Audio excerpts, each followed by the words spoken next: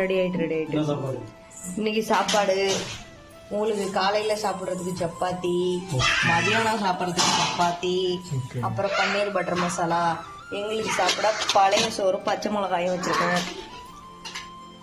காலையிலே கேட்டா பழையது வேணுமா, ஐயோ வேணுமே வேணான்ட்டீங்க.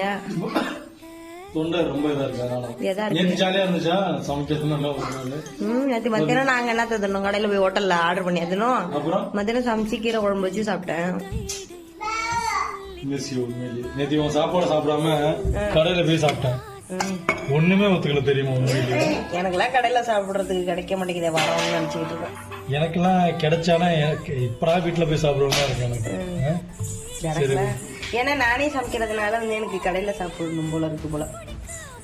இல்லடி, நான் வருஷம் ஃபுல்லா கடையில சாப்பிட்டு நீங்க ஒரு வாரம் சமைக்கலாம், அப்படியே சமையலே வேணான்னு ஓடிடுவீங்க அப்புறம். சரி ஓகே, சரி எடுத்துட்டு போட்டுமா? ஓகே ஓகே, சாப்பிடுங்க. பேக் பண்ண சீக்கிரம், மணி ஆயிடுச்சு. நான் பேக் பண்ணிட்டு தான் இருக்கேன்.